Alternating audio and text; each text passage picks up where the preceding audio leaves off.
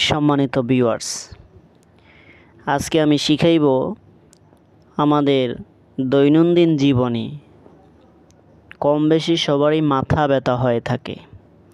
এখন এই মাথা ব্যথা আমরা কীভাবে জানব? প্রাথমিক অবস্থায় আমরা মাথা ব্যথা কীভাবে জানব এটা আমরা আজকে শিখব।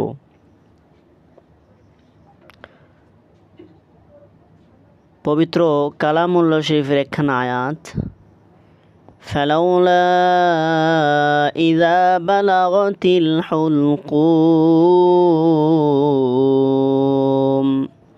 ফালাউলা ইযা বালাগাতিল হুলকুম ফালাউলা ইযা বালাগাতিল হুলকুম।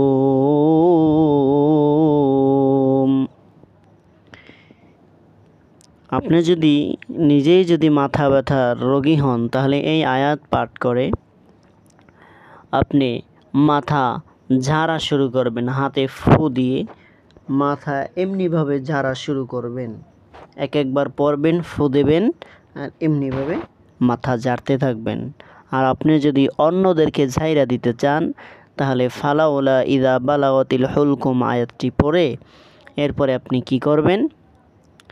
রোগীর মাথায় ফু দিবেন আর হাত দিয়ে এভাবে মালিশ করতে থাকবেন।